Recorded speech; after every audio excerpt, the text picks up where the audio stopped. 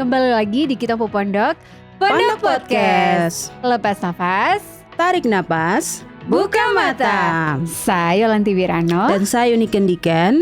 Oke, kali ini kita akan masuk lagi dengan pembahasan yang lebih Asik, apa itu kakak? kebangkitan Yesus ya, kebangkitan kita juga dong Kak. Kita nggak bisa mati-mati terus ya, Iya, harus bangkit betul. ya. Kita harus bangkit. Oke, siap kakak. Kakak Ike, Iya. minggu lalu tuh kan kita bahas tentang Penebusku hidup. Oh ya. Oke. Kira-kira nih dari firman Tuhan minggu lalu apa yang kakak buat? Penebusku hidup. Saya pikir-pikir sih, saya ingat ini kalau nonton episode minggu lalu itu ada kakak siapa nih, kakak Jerry dengan Putri dong punya highlight yang bilang tentang menyangkal Yesus itu bukan hanya seperti Simon Petrus yang dia bilang Hatra tahu Yesus itu siapa, bukan bagian dari Yesus. Tapi sebenarnya menyangkal Yesus itu berarti kita melakukan hal-hal yang tidak menyenangkan hati Tuhan. Jadi kata-kata itu yang dia terngiang-ngiang selama beberapa hari ini. Terus ingat juga minggu lalu itu ada 3 tokoh yang ketong bahas toh. Ada siapa itu yang pertama? Ada Yohanes, Iya, Yohanes, ada Maria sama Petrus. Simon Petrus. Terus kan waktu itu tuh di gereja Bapak Gembala tanya toh, dari 3 ini kamu ada di posisi yang mana begitu. Benar-benar. Jadi saya pikir-pikir sebenarnya saya di mana? Saya di Yohanes kah, Maria kah, Petrus kah? Begitu. Saya bilang mungkin saya di Petrus. Kadang-kadang saya semangat seperti Petrus bersikap yang dia berapi-api sekali dengan Tuhan, tapi begitu ada masalah dia down begitu. Tiba-tiba dia kayak semangat dan putus asa begitu. Jadi saya pikir mungkin saya di situ. Tapi kadang-kadang juga saya seperti Maria yang waktu ada masalah, aduh ini nanti bagaimana? Jadi kadang-kadang hati sedih begitu. Tapi juga kadang-kadang seperti Yohanes yang saya mau cari tahu informasi lebih banyak, mau ini. Tapi dari ketiga itu saya pikir saya ada di yang bagian Petrus tentang menyangkal gitu. Jadi ada hal-hal yang saya bikin, mungkin saya pikir itu baik, saya tidak menyangkal Tuhan, tapi secara kata-kata mungkin begitu, tapi secara prakteknya saya pikir saya juga masih belajar untuk bisa lewati itu. Benar. Jadi selama minggu berjalan juga mungkin tidak terlalu kelihatan, tapi dengan saya punya kebiasaan-kebiasaan seperti yang bilang saya HP kan lagi error toh kakak. Jadi saya untuk komunikasi dengan orang itu sedikit susah. Terus saya biasa bikin kebiasaan untuk sharing-sharing firman begitu, ayat kah atau kata-kata yang saya pikir itu jadi berkat. Saya biasa posting dan ada banyak orang yang respon dong, senang untuk itu. Tapi begitu saya HP error nih, saya tidak bikin itu tuh. Jadi saya rasa kayak ada yang kurang sepertinya. Jadi saya bilang sudah HP ini jadi terus apa juga tidak bikin itu. Tapi sebenarnya saya bisa pakai cara yang lain untuk bikin itu. Tidak hanya harus terpaku dengan harus ada HP baik baru saya bisa bikin itu. Tapi saya bisa mungkin dengan ketemu orang, di tempat kerja kah, di komunitas kah, di gereja kah, saya bisa bagi tentang Yesus. Jadi itu yang saya pikir saya lagi betul ya. Kenapa saya harus tunggu HP baik baru saya mau bagi tentang Yesus begitu. Toh waktu tidak ada HP saya juga bisa pakai saya punya diri yang seadanya ini untuk berbagi tentang Yesus. Jadi itu yang mungkin saya rasa masih jadi pelajaran untuk saya. Seperti saya pakai alasan terlalu banyak, HP rusak. Jadi saya mungkin tidak bisa bikin ini dan itu. Sebenarnya bisa begitu. Jadi itu yang lagi belajar sih. Gitu kakak. Oke, kalau dari saya sih yang firman yang minggu lalu tuh memang saya Petrus sekali sih. Seorang percaya tetapi seorang percaya tetapi saya seperti kayak ragu gitu tuh dengan Yesus. Bukan, saya percaya Yesus tapi ada momen di mana saya juga ragu begitu. Oke, ragu yang kayak bagaimana nih? Ragu bukan karena masalah atau apa sih, tapi karena ada something yang buat kayak kok aku bukan ragu ke dianya tetapi kayak masa sih gitu. Lebih kayak, ke situasinya, ke diri situasi. sendiri. Mungkin begitu. Jadi tapi bersyukur karena firman ini menguatkan gitu. Karena Yesus kan kasih kesempatan lagi nih ke Petrus toh. Betul. Jadi saya belajar lagi sih, dan ternyata saya memang menghadapi itu Yesus tuh kasih saya kesempatan lagi. Jadi untuk membentuk saya punya kepercayaan ini lebih lagi ke dia. Bersyukur ya. Bersyukur sekali sih. Iya. Untung dengan Petrus kok menyangkal, kita juga bisa belajar bahwa sebenarnya ada pelajaran di balik itu. Iya, benar. Wow. Nah tadi kan kita bilang kalau yang kita akan bahas ini tentang kebangkitan Yesus itu kebangkitan kita juga toh Kak. Iya. Nah itu terdapat dalam Yohanes 20 ayat 19 sampai 29. Nah kalau kita teman-teman juga di rumah kalau nonton ini terus buka ayatnya, di situ kan diceritakan bagaimana murid-murid Yesus tuh mereka dalam keadaan yang takut toh. Makanya mereka masuk ke rumah dan kunci gitu. Kenapa mereka takut ya? Bisa baca lagi gitu. Tapi di sini saya mau tanya ke kakak sebelum kita lanjut lagi gitu kan tentang murid-murid ini gitu. Biasanya kalau kakak Ike di dalam rumah itu kunci pintu kah atau bagaimana? Dan kenapa mau kunci pintu?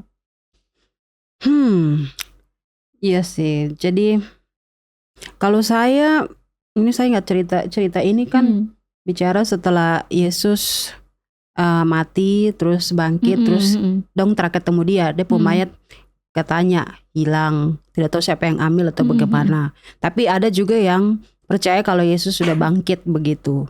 Tapi waktu itu memang dong punya situasi memang dalam keadaan takut. Jadi waktu orang takut pasti dong akan cari tempat untuk bersembunyi.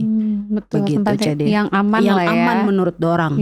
Jadi akan di situ supaya tidak ada gangguan, bahaya atau mungkin orang mau serang dorang atau bagaimana begitu. Ya kalau saya bilang ke sapu diri, mungkin saya lagi tidak ada dalam posisi seperti dorang yang memang cukup mencekam waktu itu karena peristiwanya heboh sekali. Yesus mati dan satu kota besar waktu itu semua orang Yesus yang bilang raja orang Yahudi, yang bilang anak Allah mati dan pasti orang akan cari dia pengikut siapa begitu. Jadi kalau saya mungkin saya tidak bisa bayangkan, tapi saya selalu kunci pintu sih. Entah itu di saya punya rumah yang dengan mama dorang atau saya rumah yang sekarang sendiri, saya kunci pintu mungkin bukan karena saya takut seperti dorang, tapi lebih ke menjaga supaya saya tetap aman begitu. Jangan sampai ada pencuri kah atau orang salah masuk rumah kah. Biasa kan sekarang bilang kan kalau tinggal tuh ingat jangan lupa tutup pintu begitu, karena sekarang tuh orang-orang banyak kadang-kadang lewat ada kesempatan begitu masuk curi barang atau bagaimana begitu. Tapi juga kadang-kadang itu saya kunci pintu karena memang hati mau diganggu gitu. Jadi kalau misalnya di sapu rumah, apalagi saya kerja capek begitu sepanjang hari pulang aktivitas banyak, saya pasti perlu waktu untuk tenang mau istirahat begitu. Jadi saya pasti akan kunci kamar atau pokoknya intinya saya kunci diri dalam kamar begitu, dalam rumah supaya saya bisa tenang istirahat dan sambil pulih kembali lagi begitu. Jadi kalau mungkin tidak lebih takut seperti dorang, tapi kalau saya kunci pintu palingan seperti itu sih. Benar sih, karena ya seperti yang tadi kakak bilang kayak lah ini mayat Yesus terada nih sedangkan ada cerita-cerita sampai detik ini pun ada jurnal-jurnal atau tafsiran. Tafsiran, referensi-referensi yang didapat seperti kayak mayat Yesus ini dicuri oleh murid-murid atau orang-orang Yahudi lainnya yang menjadi pengikut dia gitu kan. Jadi seakan-akan seakan-akan mereka sendiri yang mengatur hal itu ya. Padahal kan ini dia menunjukkan kekuasaan dia gitu. Betul. Saya sudah mati sebagai Yesus sudah mati dan dia menunjukkan bahwa saya memang betul-betul bangkit dan hidup begitu. Dan hidup gitu. Jadi bukan karena walaupun ada begitu banyak jurnal yang mencatat bagaimana orang-orang saat itu mencuri mayat Yesus, tetapi saya dengan iman mau bilang kalau Yesus tidak dicuri oleh siapapun itu. Dia betul-betul anak Allah yang bangkit dari kematian. Ya. Dan makanya murid-murid Yesus dalam keadaan takut seperti itu karena memang suasana kota tuh gempar atau seperti apa ya gitu. Jadi kayak dong juga ingin menyelamatkan diri menyelamatkan diri dari situasi itu dan mereka tidak mau seperti kayak Yesus yang dibegitukan. Kita juga murid-murid mereka juga sepertinya tidak mau dibegitukan juga seperti apa yang Yesus rasakan kayak gitu. Dan ini menarik sekali Kak karena waktu mereka sudah kunci pintu dalam keadaan takut, tapi ternyata tiba-tiba ada Yesus sosok datang. Tiba-tiba nih gitu kan. Ini kalau mau dibilang di dunia sekarang juga kayak magic begitu loh, kayak sulap teng. Orang buat tiba-tiba. Ini sesuatu yang tidak bisa dijelaskan secara perkataan bagaimana tiba-tiba Yesus ada Yesus di muncul dalam di situ. Ya, di dalam tempat itu, ruangan itu, bagaimana sedangkan sedangkan pintu Rumah sedang ini sudah dikunci. dikunci. Itu bagaimana menjelaskan hal itu, bagaimana seorang ilmiah mencatat hal itu, ya. Jadi ini memang di luar nalar, di luar masuk akal sehat kita. Betul. Saya pikir ini juga tentang yang kenapa dong takut sih? Karena memang dong juga pikir ya. Selain itu salah satunya nanti mungkin orang-orang Yahudi atau Roma, penguasa-penguasa pada waktu itu mungkin dong akan serang dorang. Tapi dong juga sedang pikir bahwa Yesus mati, nanti ketong punya masa depan ini bagaimana? Iya, begitu. Ketong punya pemimpin ini, Yesus yang dia panggil ketong ini, Simon Petrus dari dorang sebagai nelayan langsung ikut jadi Yesus punya murid. Terus Matius dengan Maria Magdalena dorang dari dong punya latar belakang hidup yang dong sudah kasih tinggal, sekarang dong ikut Yesus. Baru tiba-tiba Yesus mati, nanti ketong bagaimana ke depan? Betul. Begitu. Itu sebenarnya satu sisi lain juga sih yang saya ada pikir. Kadang-kadang itu juga bisa bikin dorang, aduh betul ya, sekarang Yesus terada ini, nanti ketong bagaimana? Begitu.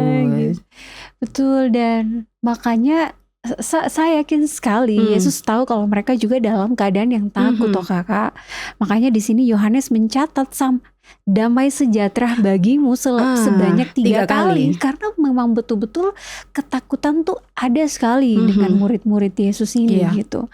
Jadi dia datanglah di tengah-tengah mereka, damai sejahtera bagimu ya, pertama kali gitu. Damai sejahtera bagimu, damai sejahtera bagimu gitu. Kalau baca dari ayat 19 sampai 29 gitu. Jadi ini karena ada ketakutan, makanya harus ada damai sejahtera gitu. Tadi kakak ini dong takut ini maksudnya takut yang bukan karena taat sama Tuhan ya berarti ya, tapi memang, takut karena terancam begitu kan? Iya, takut terancam gitu kan, takut ya sesuatu yang apa ya, yang akan merugikan diri mereka gitu kan. Iya. Dan tapi ini menarik toh kakak, Yesus datang untuk orang-orang yang takut dan gagal gitu. Jadi kalau saat ini teman-teman semua dalam keadaan yang perasaan yang takut, Yesus mau datang. Yesus ada untuk kau semua gitu ya. Kalau saat ini kau dalam keadaan yang gagal, Yesus datang untuk kau sebenarnya. Karena bisa jelas-jelas sekali di ayat ini, dalam keadaan yang seperti itu dia datang. Betul. Dan itu nyata, ini bukan hal yang main-main, ini hal yang serius guys. Hal yang serius, kedatangan Yesus pada saat kita merasa takut dan gagal. Kadang-kadang itu ketong punya ketakutan itu bisa jadi tembok untuk membatasi Yesus datang dan menolong ketong. Tapi tembok yang ketong bikin, anggaplah tembok yang ketong lagi buat itu seperti dong lagi kunci pintu. Betul. Supaya dong tetap aman jauh, tapi itu tembok atau pintu yang dikunci itu tidak membatasi untuk Yesus datang dan bertemu langsung dengan orang. Sekali. Jadi teman-teman, kalau misalnya teman-teman rasa takut dan sendirian dan mengunci pintu, kunci diri, menjauh dari komunitas, menjauh dari orang-orang, dan rasa seperti tidak ada orang yang bisa tolong kau rasa takut, itu tidak akan membatasi Yesus datang dan ketemu dengan kau. Setuju sekali. Nah ini bedanya rumus Yesus dan rumus dunia. Gitu kan. Dalam keadaan yang terpuruk seperti itu, dunia bilang kalau ya kok tidak ada yang peduli sama kok. Tidak akan ada satu manusia yang datang juga ke kau gitu menghampiri kau. Tetapi malah rumus Yesus, justru kau dalam keadaan begitu saya mau datang ke kau. Itu jadi kayak harusnya untuk orang-orang di luar sana yang mungkin sudah terlanjur dalam keadaan seperti itu gitu kan, sudah down, sudah gagal, sudah takut, sudah menyerah, Yesus mau datang untuk kau. Ya, dia mau datang dan dia mau bilang damai sejahtera untuk Itu benar. Ya, dan teman-teman mungkin kalau kita di orang orang Kristen ya kita bilang shalom gitu kan. Biasa kita bilang shalom, ya damai sejahtera untuk kau gitu. Tapi untuk teman-teman kita juga yang di luar sana, ada teman-teman yang muslim, mereka bilang assalamualaikum kayak gitu. Itu kan juga mendatangkan kesejahteraan gitu kan. Betul. Bagi orang-orang yang mendengar seperti itu. Jadi waktu ada takut, Yesus datang bawa damai supaya ketakutan itu bisa hilang. Betul sekali, dia menjadi sosok yang membawa damai untuk kita yang betul-betul terpuruk. Betul. Ya. Dan di sini kita melihat kalau di situ kan ada salah satu murid Yesus ya. Kalau minggu lalu mungkin ada tiga murid, yaitu Maria, Petrus, dan Yohanes. Di sini ada muncul satu lagi nih murid Siapa? Yesus, Thomas. Kakak Thomas. Ada kita punya kakak di sini, Kakak Thomas. Halo Kakak Thomas. Suara aja sih Kak, biar orang tahu. Gak bisa lihat muka soalnya. Betul. Iya, jadi di sini kita lihat Thomas ini kan ya. Kita selalu melihat dia pribadi yang ya, apa yang dia bilang, ragu ya. Iya, kalau Thomas, kalau bilang Thomas itu ketemu selalu punya pikiran yang bilang, oh kalau saya tersentuh, terhadap bukti saya mau percaya. Iya, betul. Begitu. Dia pribadi yang segalanya tuh butuh penjelasan. Butuh penjelasan gitu, bisa. Pokoknya saya harus ketemu langsung, dapat penjelasan, baru saya percaya deh. Gitu. Di sini ini nih pribadi Thomas, dan saya mau mengakui sih Kakak. Apa Kakak bikin apa? Iya, sebenarnya saat ini saya sedang menjadi Thomas. Thomas versi perempuan. Thomas versi perempuan karena ada apa? Kakak perlu penjelasan apa? Jadi begini guys, saya tuh sekarang jadi Thomas karena saya sedang ragu. Saya dalam minggu ini saya betul-betul dalam keadaan yang ragu sekali. Even saya sudah percaya Yesus, saya sudah belajar bertumbuh di dalam Dia, tetapi rasa keraguan itu ada untuk saya. Karena ada satu momen di mana saya tuh bertanya-tanya sama Tuhan, masa sih mungkin ya. Jadi mungkin jujur aja gitu. Jadi saya diundang untuk mengikuti salah satu event, dan event ini sebenarnya cukup besar ya bagi saya gitu, dan ini bukan di Indonesia, di luar. Jadi saya kayak masa sih kayak gitu. Jadi makanya saya dalam posisi yang kayak Thomas yang ragu sekarang, dan masih bertanya-tanya kayak saya butuh penjelasan Tuhan kayak gitu. Jadi saya kayak Thomas sekarang yang lagi butuh penjelasan banyak dari Tuhan. Saya butuh, saya kayak Thomas yang saya harus lihat dulu apa dia punya tanda paku di dengan tangan, telapak dan lambung. Baru saya kayak, oh ya ini Tuhan begitu. Oh, iya ya gitu. Oh iya bener ya gitu. Terus? Ya intinya saya jadi Thomas sih sekarang Kak. Saya harus mengakui itu, saya lagi jadi Thomas sekarang. Pikirin deh. Tapi Thomas dengan dia punya yang dia ada, ketong ada lihat ini. Thomas ini kalau ketong lihat dia sebenarnya bukan tidak percaya Tuhan. Tadi Kakak Yola sudah bilang, dia bukan ragu-ragu juga tentang Tuhan punya kuasa, tapi dia lebih ke saya perlu informasi, jelas satu bukti. Betul. Bukti yang nyata begitu. Saya harus lihat, saya harus pegang, saya rasa, saya tahu baru. Oke, ini Tuhan begitu. Jadi dengan Thomas punya yang seperti begini, sebenarnya dia lagi kasih tunjuk bahwa ini saya loh, saya apa adanya begini. Jadi kadang-kadang itu ketong di depan Tuhan, ketong bisa jujur, tapi ketong juga kadang-kadang tidak jujur depan Tuhan tentang situasi kondisi yang ketong alami. Jadi waktu Kakak Yola kasih contoh itu, saya jadi pikir Kakak sebenarnya lagi kasih tunjuk kalau Kakak lagi, oh ya Tuhan saya begini nih, gitu, lagi jujur begitu. Kadang-kadang itu orang bilang jujur tuh sakit, tapi sebenarnya jujur itu penting di depan Tuhan. Karena dengan ketong jujur, Tuhan bisa menolong ketong. Begitu. Memang Tuhan tahu yang Kakak alami, yang saya alami, teman-teman alami, tapi Tuhan juga perlu ketong mengaku. Begitu. Karena dengan mengaku, di situ pertolongan Tuhan akan nyata. Saya lihat di sini Thomas waktu dia bilang saya harus lihat, pegang, baru saya tahu itu Tuhan, langsung Yesus datang toh. Datang dan langsung menuju dia. Baru bilang, Thomas ini saya sudah, coba kau pegang. Kau lihat sudah taruh tangan di sini, ini saya sudah. Jadi setelah Thomas dia pegang, dia respon bukan, oh ya saya mengerti, oh ya saya percaya, tidak. Responnya, ya Tuhanku, ya Allahku. Kalau Melayu Papua dia bilang, ya Tuhan sapu Tuhan, Bapa sapu Bapa. Jadi itu kayak dia bukan menjelaskan sebatas saya mengerti, saya tidak ragu. Tapi langsung tiba-tiba ada satu pengakuan kepada Yesus Kristus bahwa ini sudah Tuhan. Begitu. Jadi saya tahu pasti Kakak juga akan dapat jawaban yang pasti, yang tidak akan bilang, oh saya masih pikir ini kah? Betul kah? Perlu konfirmasi kah? Pasti Tuhan akan kasih tunjuk dan Kakak akan rasa sendiri, oh ya ini sudah Tuhan, ini sudah. Begitu. Sip. Keren ya? Keren. Oke, Kakak Yola. Tadi Kakak udah bilang kalau Kakak nih sekarang lagi jadi Thomas nih. Thomas versi perempuan. Bukan Kakak Thomas yang di belakang ya. Jadi maksudnya nih Kakak jadi Thomas ini berarti Kakak kayak perlu informasi lebih lagi tentang sesuatu yang Kakak lagi alami sekarang begitu toh? Betul sekali. Jadi maksudnya apakah kakak perlu bukti atau maksudnya kakak ekspresi bagaimana waktu kakak ragu atau kakak lagi jadi Thomas, dan apa yang kakak buat supaya kakak bisa percaya kembali sama Tuhan begitu? Begini sudah.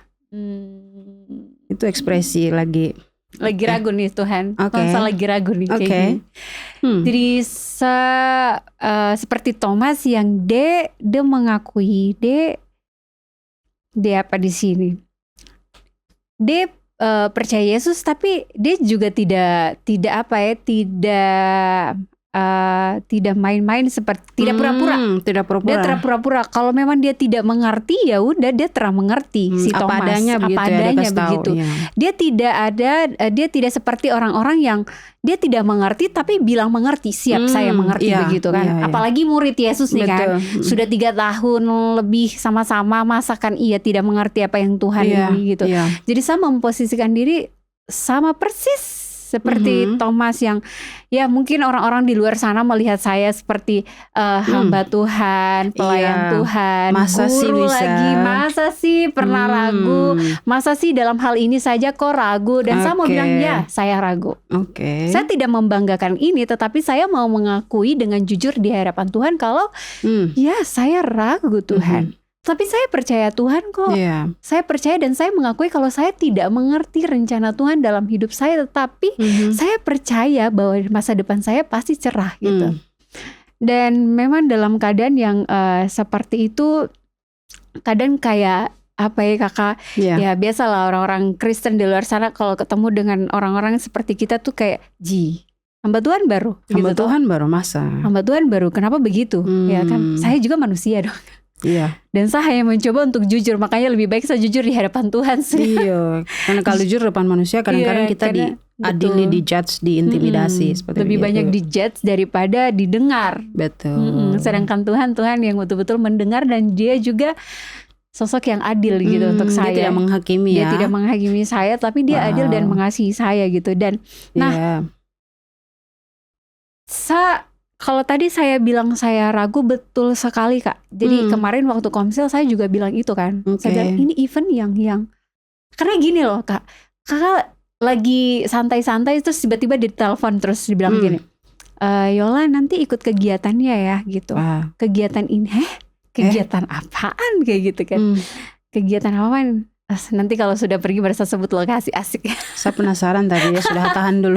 Nanti tolong ikut kegiatan ini, intinya dia di luar Indonesia kayak gitu. Oke. Gitu kan, kayak gitu, bertanya-tanya atau sama Tuhan, butuh banyak sekali penjelasan gitu ke Tuhan.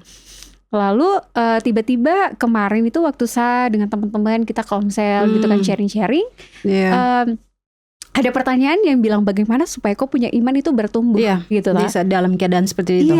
Gitu. Jadi saya langsung pikir, jadi Tuhan mau pakai situasi ini supaya iman saya itu bertumbuh di dalam dia gitu. Jadi saya pikir, oke. Jadi saya cuman jadi Thomas yang beberapa menit saja, dan tiba-tiba saya punya keraguan ini dipenuhi dengan kepercayaan yang penuh sama Tuhan. Itu saya langsung, mata rohani saya tuh terbuka gitu. Otak saya juga kayak, otak tuh gini-gini langsung begini terbuka, dan kayak thank God kayak gitu. Maksudnya mungkin di orang-orang di luar sana waktu jadi Thomas merasa diri sangat-sangat terlayak dan merasa diri kayak sudah jauh sekali. Tetapi saya mau bilang kalau ya Thomas juga murid Yesus dan dia terima Thomas adanya gitu. Jadi saya lihat kakak punya ini tuh ingat. Jadi kadang-kadang waktu ketong ragu dan tidak percaya dengan Tuhan, terus kakak bilang tiba-tiba kakak mengerti dan Tuhan buka kakak punya pikiran saat itu. Memang itu momen yang pada saat ketong perlu untuk dengar firman Tuhan. Karena iman itu timbul dari pendengaran akan firman Tuhan. Iya begitu. Terus kalau kadang-kadang ketong juga pikir, iya kah? Tapi waktu firman itu yang akan langsung menggenapi begitu, dia akan langsung kasih tahu ini sudah yang Tuhan bilang itu begini. Jadi terapa-apa kalau kau lagi maksudnya bertanya banyak, cari informasi banyak, tapi datang sama sumbernya langsung sama Yesus. Karena Yesus yang akan kasih jawaban itu. Even nanti orang akan bilang begini, anak Tuhan baru masa sih ragu, kau tiap kali berdoa, kau sembahyang, kau pelayanan begitu. Orang lihat kamu macam sudah kami ini sudah kakak rohani, punya anak-anak rohani banyak, masa sih kakak jom. Tapi itu balik lagi, ketong memang manusia, ketong bisa lemah. Tapi justru dalam ketong punya kelemahan itu, ketong lagi kasih tunjuk kalau Yesus itu yang harus nampak di depan. Benar begitu. sekali. Jadi jujur itu baik, begitu. Dan satu hal yang keren dari Thomas adalah waktu dia ragu, memang dia ragu, tetapi waktu dia sudah melihat Yesus, bukti dari Yesus gitu, dia jadi orang yang sangat percaya Yesus. Dan saya juga ada di posisi itu. Akhirnya saya jadi orang yang sangat percaya Yesus, dan iman saya bertumbuh di dalam Yesus. Jadi kalau dulu mungkin Thomas dia langsung bertemu dengan Yesus ya. Kalau ketong sekarang bagaimana supaya ketong maksudnya mungkin kakak bisa tambah saya untuk teman-teman yang di luar, kalau dong lagi mungkin juga lagi bergumul, bagaimana supaya saya bisa percaya Tuhan, saya perlu bukti apa supaya saya tahu ini Tuhan yang kasih tunjuk. Mungkin dia lagi bergumul tentang dia punya mungkin mau sekolah lanjut tapi gagal terus, coba-coba tapi aduh Tuhan saya berdoa tapi kayak macam saya tinggal gagal terus. Bagaimana supaya saya tahu kalau ini Tuhan buka jalan ini untuk saya ke situ. Supaya jangan saya jadi Thomas yang mungkin Thomas yang berlarut-larut dalam sapunya itu dan tidak datang sama Tuhan. Mungkin kakak ada cara yang dong bisa praktek begitu untuk ketong anak muda di luar yang sekarang lagi bergumul tentang itu. Sebenarnya tadi kakak juga sudah bilang sih, kembali ke sumbernya ya kayak gitu. Oh iya. Jangan pernah lari ke hal-hal duniawi atau cari kata-kata motivasi atau cari orang-orang yang mengiyakan kok punya isi pikiran kayak gitu. Kadang cara Tuhan juga itu berbeda dengan isi otakmu gitu. Jadi saya bicara sih memang kembali ke dia, seperti yang tadi kakak bilang, memang dari firmannya itu ada solusi, ada gitu. solusi langsung. Ada solusi, dan waktu saya baca itu saya dengar dan iman saya memang betul-betul tumbuh gitu dari pendengaran akan firman-Nya gitu, dan saya mempraktekkan dengan kepercayaan saya. Jadi kembali ke sumbernya guys, anak-anak muda, kalau dalam hal yang betul-betul gagal, ingat kalau dari awal tadi kita sudah bilang, waktu kau gagal Tuhan mau datang untuk kau gitu. Justru dalam keadaan seperti itulah dia mau datang untuk kau. Masakan iya kau sudah berhasil, dia mau datang untuk apa lagi? Kau tidak butuh pertolongan lagi. Justru dalam keadaan gagal makanya dia mau tolong kau. Jadi dia mau datang untuk kau gitu. Jadi teman-teman tetap bangkit. Kalau lagi putus asa, bangkit lagi. Gagal it's normal, supaya kau tahu arti bangkit itu seperti apa. Asik. Dan jadilah Thomas yang betul-betul baru ketika melihat Yesus langsung percaya sekali. Jadi tidak setengah-setengah lagi. Tidak setengah-setengah lagi, tapi dia penuh ya. Rasa percayanya itu penuh lagi, nggak setengah-setengah. Wow, saya ingat ini sih. Saya jadi pikir, jadi sebenarnya ini kayak tong ulang-ulang tentang gagal itu. Gagal itu tidak apa-apa.